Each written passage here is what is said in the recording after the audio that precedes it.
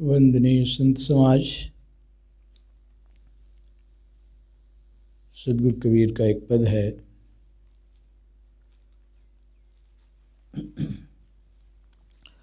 अब कहु राम नाम अविनाशी,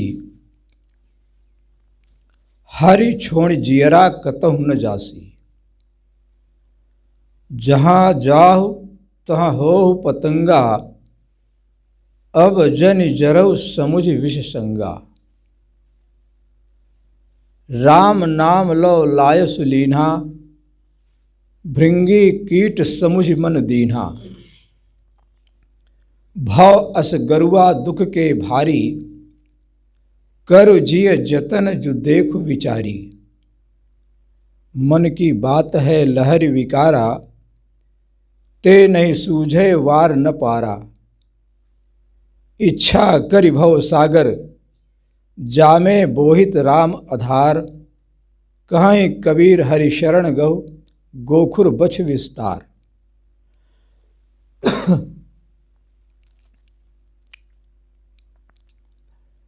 अब कहु राम नाम अविनाशी। अब शब्द बहुत महत्वपूर्ण है, वर्तमान का सूचक है। जो बीत गया मुर्दा है, आने वाला सपना है। जिसमें हम बंधन काटें, वर्तमान समय अपना है। अभी तक राम का भजन नहीं किया, अभी तक आत्म कल्याण के लिए नहीं सोचा,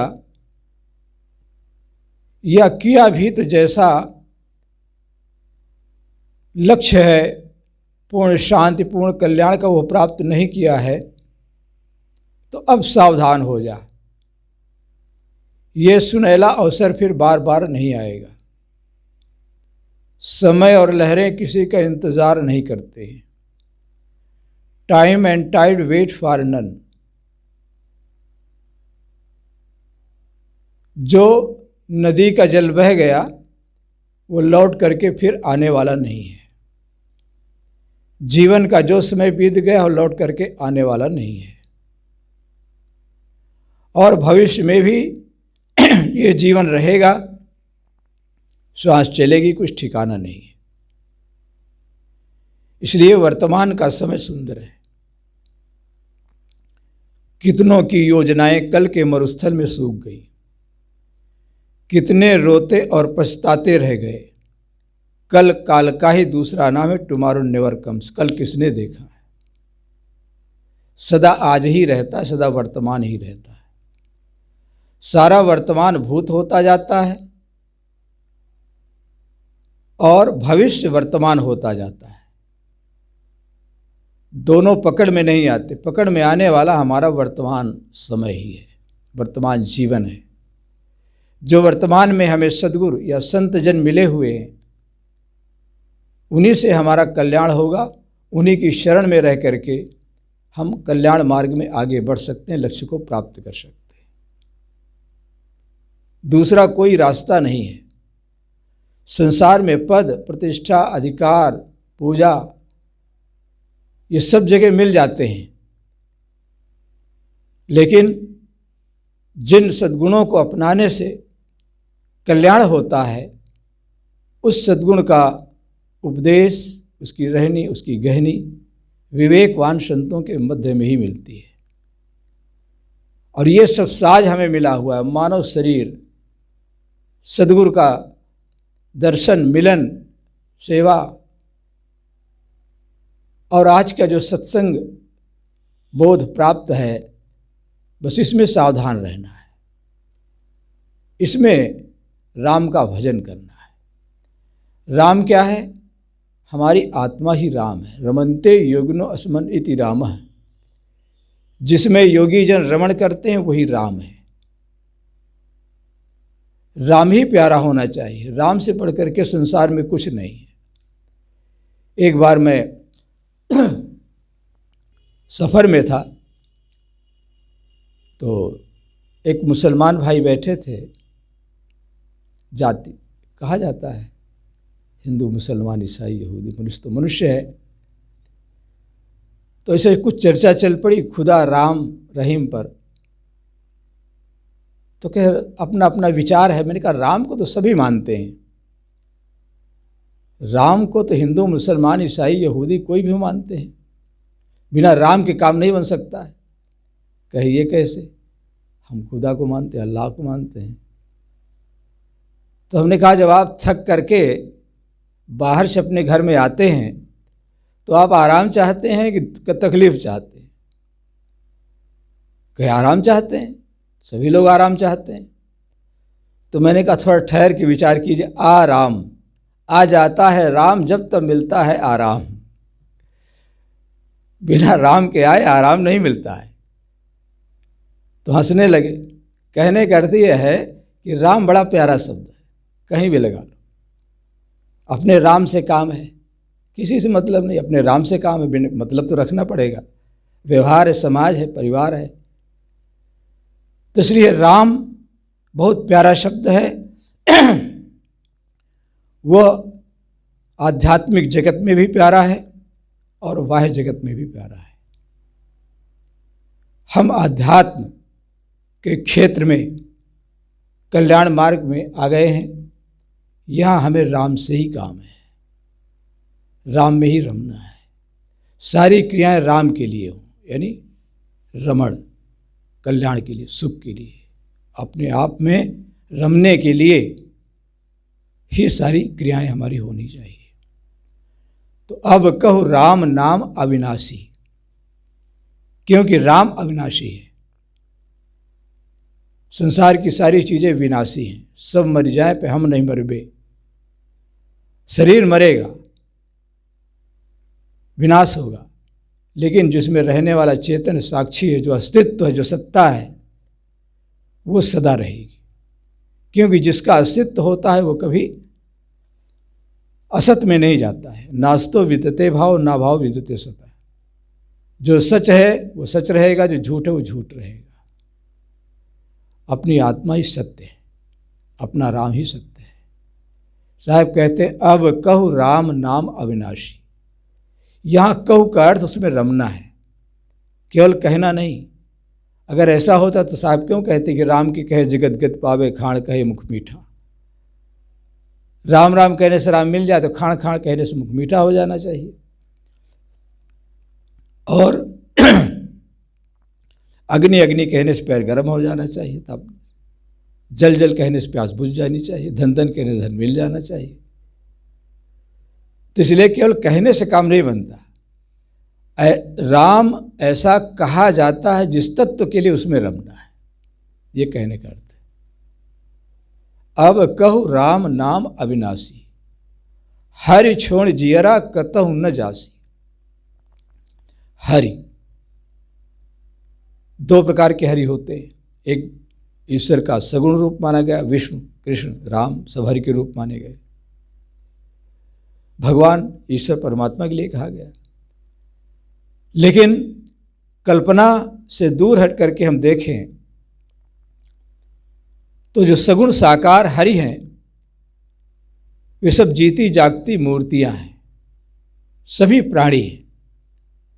इनके अंदर में जो चेतना निवास करती है वही भगवान है, वही ईश्वर, वही परमात्मा सबके अंदर में रह रहा है।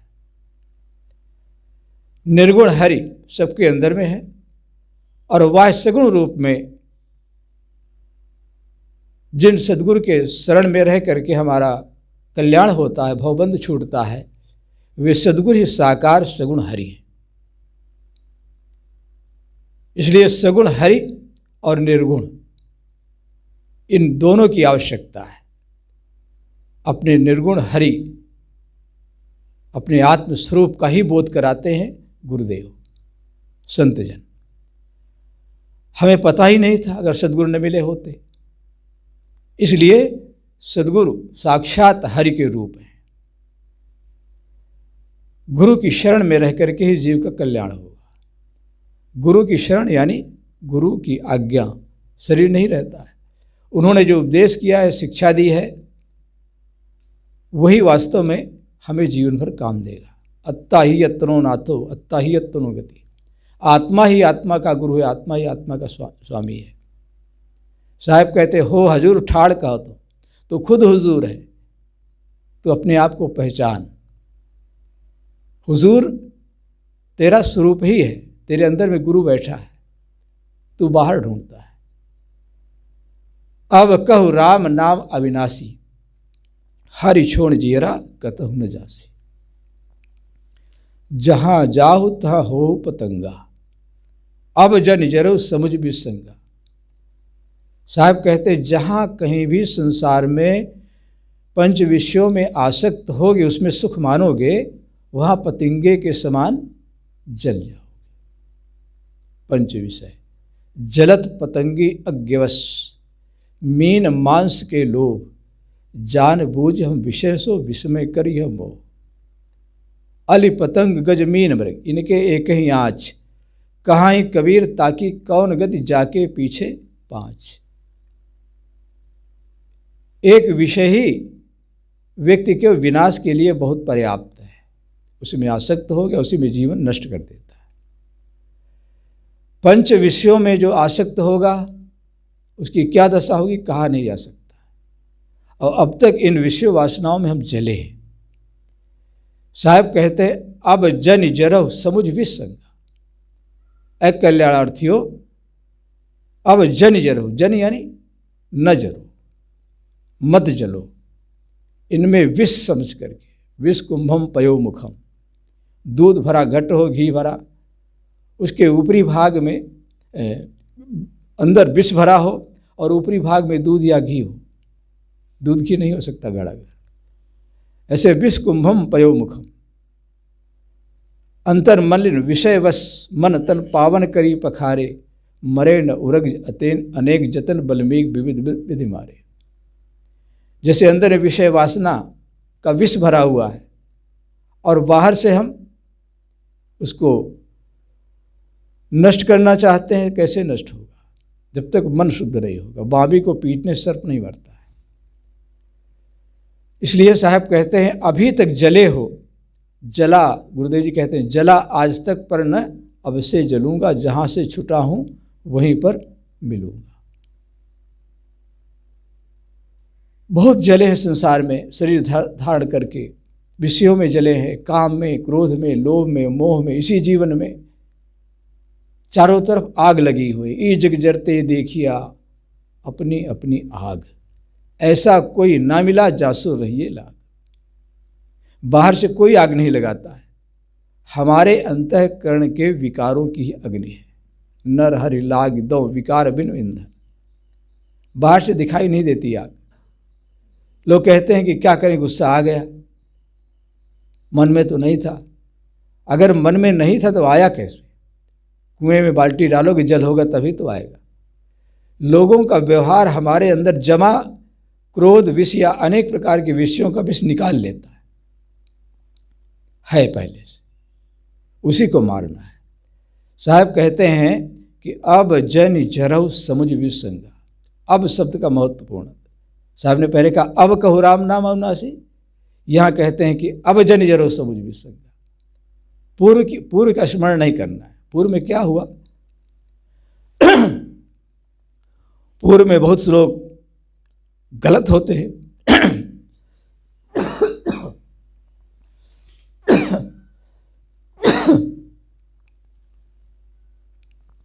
बाद में सुधर जाते हैं। अंत भला तो सब भला। पहले बहुत अच्छा किया, अंत में बिगाड़ लिया तो भी गड़बड़ है। इसलिए अंत भला तो सब भला।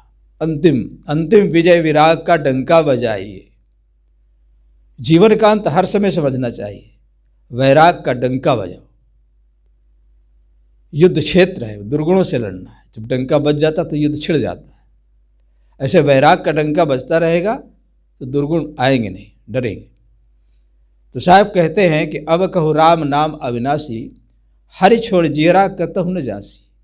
जहाँ जाहु तहाँ हो पतंगा, अब जन जरहु समुझ विसंगा। राम नाम लो लाय सुलीन्हा, भृंगी कीट समुझ मन दीना। कहते एक भृंगी कीड़ा होता है तो बाहर से कीड़ों को लाता, अपने खोल में रखता है, फिर उसी के आकार के जीव निकलते हैं। कहावत है, तात्पर्य है कि वो बाहर से कीड़ा खाने के लिए लाता होगा, बच्चे उसी के निकलते होंगे, उसी के अंडे से, प्रकृति का विधान है। लेकिन जैसा कहावत है, उनको अपना रूप बना लेता है। ऐसे मन को लवलीना, मन को ज्ञान में लीन कर दो, लवलीन कर दो, मन को ज्ञानाकार बना लो। अब तक तो विषयाकार था पर अब स्वरूपाकार हो।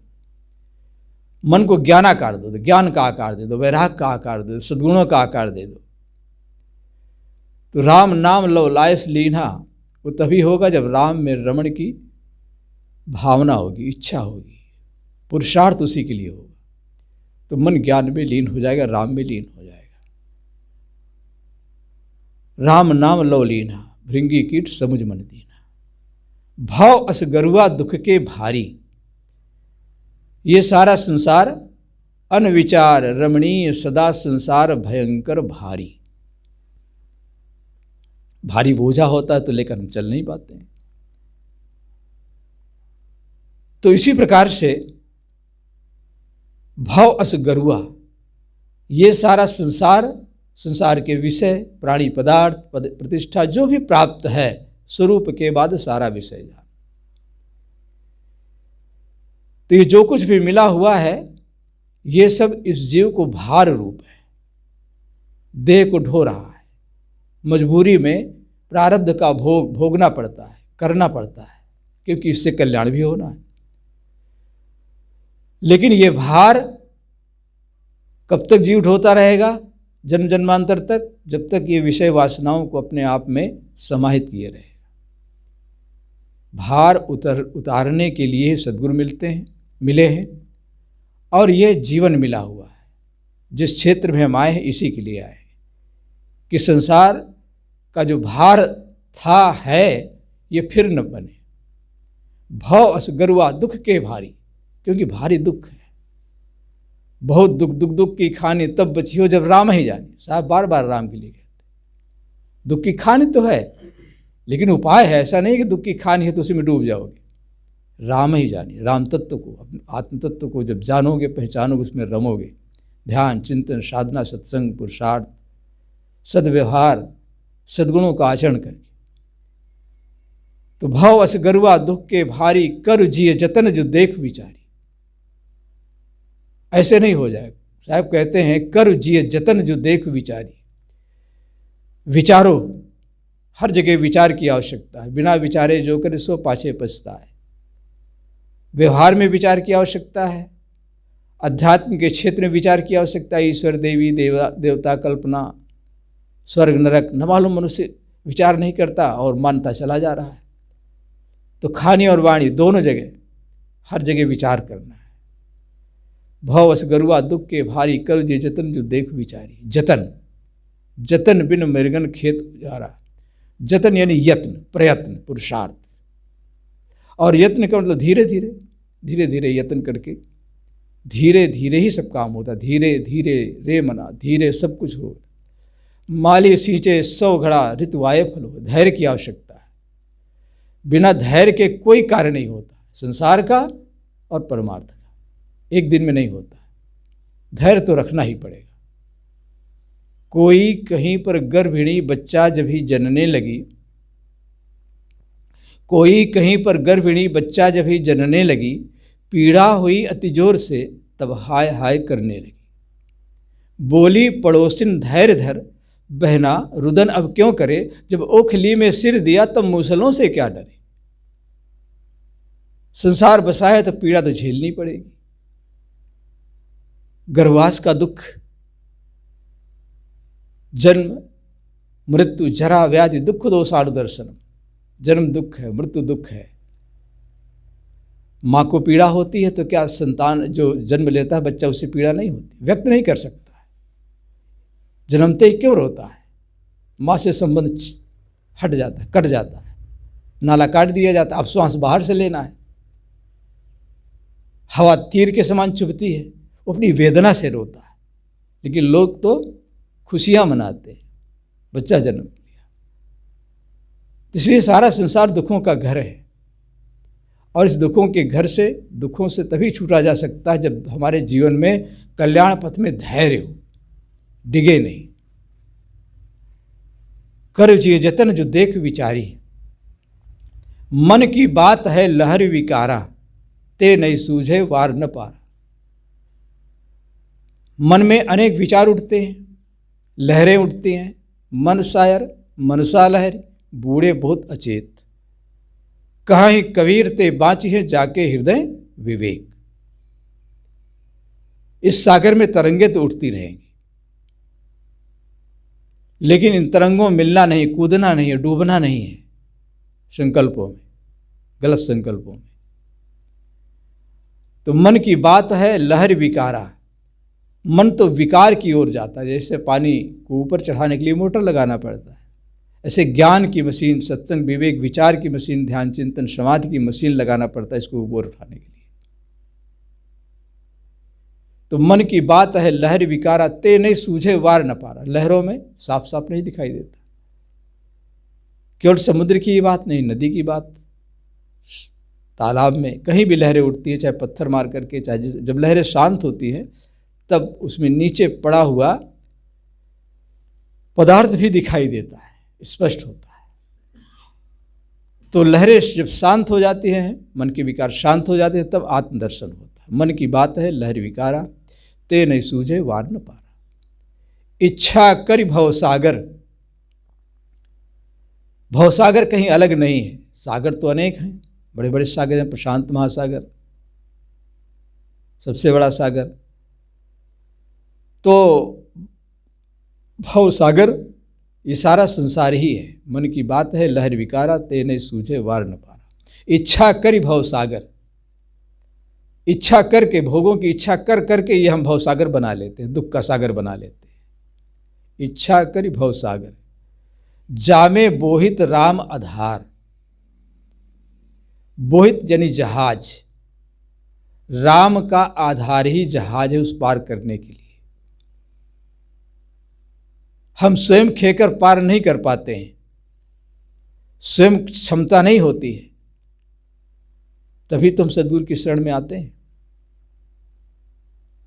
इसलिए सद्गुरु दृढ़ नाविका के समान है, हम जिसका आधार लेकर के पार हो जाते हैं। वे हमें बताते हैं कि आधार, जैसे मेरा आधार पकड़कर तुम इस भावसागर से पार हो जाते हो सकते हो, ऐसे तुम अपने आधार को सदा अपने आप में समझो। गुरु को आत्मा, अपनी आत्मा में समझो। अंतरात्मा में आवाज़ उठती है, ये करो और ये न करो, यही सद्गुरु कहते हैं, यही धर्म कहता है। तो अंदर में आवाज़ उठती है, वो सद्गुरु की आवाज़ है, गुरु की आवाज़ है, ज्ञान की आवाज़ है, आत्मा की आवाज़ है, ईश्वर की आवाज़ है। अपने अंदर उठती हुई आवाज़ को पहचाने। अंतर में बैठा हुआ है साक्षी। ये गलत है, ये से हम सबसे छिपा सकते हैं, लेकिन अपने आप से नहीं छिपा सकते। कुछ बातें ऐसी हैं जो चौराहे पर कही जा सकती हैं, बाजार में। कुछ आदमी एक थोड़ी सभा में कही जा सकती हैं। कुछ बातें ऐसी हैं जो दो आदमियों के बीच में ही कही जा सकती है, तीसरा न हो। और कुछ बातें ऐसी हैं जो हम किसी से नहीं कह सकते, लेकिन हम तो जानते हैं, हम तो समझते हैं। कोई जाने न जाने हम तो जानते हैं। स्वयं अंतर में साक्षी मेरा ही अपना स्वरूप है, मैं ही हूँ। इसलिए उसका हिसाब लगाना चाहिए। बाहर की हिसाब हम जैसे लगा लेते हैं, लगाना पड़ता है, लगाना चाहिए।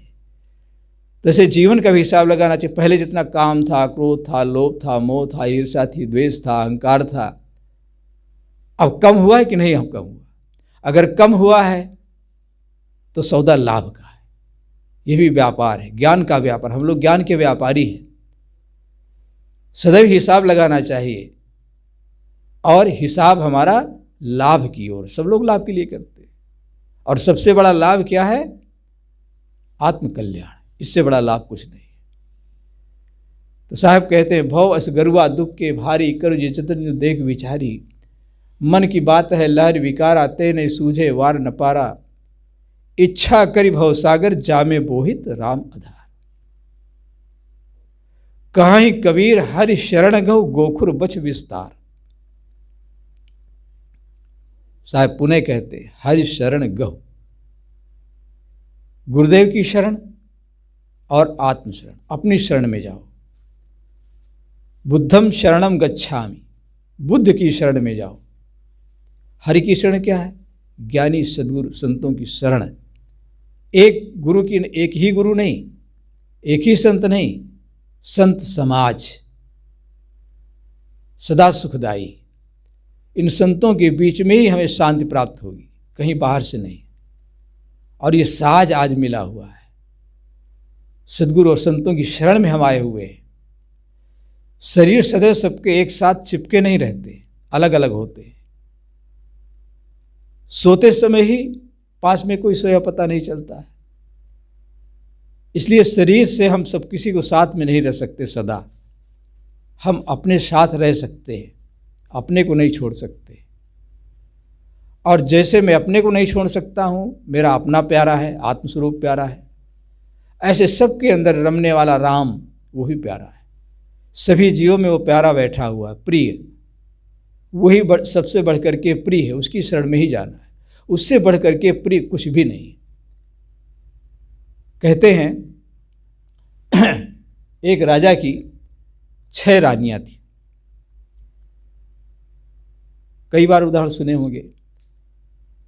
तो वह 6 रानियों के लिए अलग अलग महल बनवा दिया था। कहीं पर्यटन के लिए चला गया, कोई देश देशाटन करने के लिए, तो वहाँ से उसने पत्र लिखवाया। संदेशवाहक होते हैं कि मैं जब यहाँ से लौटूंगा तब तुम लोगों के लिए क्या लेकर के आऊँगा, क्या भेंट, क्या उपहार, जिस रानी की जो इच्छा लिख करके भेजो। सबने अपने अपने पत्र में लिख करके भेजा। संदेशवाहक गया, राजा को दिखाया। जो जो वस्तुएं लिखी थी लिस्ट में, सबको इकट्ठा किया। और जब आया तो प्रत्येक रानी के महल में जिसने जो मांगा था, जो लिखा था, सबको दे दिया। और छोटी रानी को लेकर के ही वो महल में रहने लगा। पहले सभी महलों में जाता था, सबसे बराबर प्रेम करता था। अब एक ही को लेकर रह रहा है, सबसे छोटी रानी को लेकर रह रहा है। आपस में खुसफुस हुई। ईर्ष्या तो होती है, हम ही क्यों चाहते हैं, सब जगह की बात है। तो शिकायत जब किया तो राजा ने कहा कि देखो, मैं तो पक्षपात क्यों करूँगा, सबके लिए समान महल, समान वस्तुएं देखो लिस्ट में, जो सबने मंगाया, जो मंगाया हो मैंने ला के दिया है। कि हाँ दिए तो है। तो छोटी रानी का भी पत्र सबके सामने रख दिया, कहा इसको भी पढ़ो। उसमें लिखा था, मुझे केवल आपकी ज़रूरत है, मुझे केवल आपकी ज़रूरत है। सभी लज्जित हो गई। कहानी का अर्थ ये है कि इसी प्रकार से हमारी जो पंच ज्ञानेंद्रियां हैं, ये 5 रानियां हैं। इनके पंच विषय भोग हैं। आपन आपन झगड़ा प्रकाशन, प्रिया सुप्रीति न साइनो। आँख सुंदर रूप मानती है, आकर्षक नासिका गंध, जीवा स्वाद, त्वचा स्पर्श, कर्ण कर्ण प्रिय संगीत गीत। तो 5 विषयों के सामान इस जीव को आकर्षित करते हैं। ये 5 ज्ञानेंद्रियां ही 5 रानियां हैं। सबसे छोटी रानी है हमारी सद्वृत्ति, सूक्ष्म रानी, छोटी ज्ञान वृत्ति, जिसकी ज्ञान वृत्ति, मनोवृत्ति केवल आत्मा को चाहती है, केवल प्रिय को चाहती है, प्रियतम अपना आत्मस्वरूप। आत्मा चैतन्य उस ज्ञान वृत्ति को, सद्वृत्ति को लेकर सदैव साथ रहता है। यही दशा, यह पूर्ण दशा ही गुरुदेव की होती है, सद्गुरु की होती है। हमें चाहिए कि जिस प्रकार हमें गुरुदेव ने बोध दिया है, उसी प्रकार हम आत्मा में रमण करें, आत्मा में लौटें, स्वयं में लौटें, क्योंकि यही जीवन का लाभ है। बोलिए सद्गुरुदेव की जय।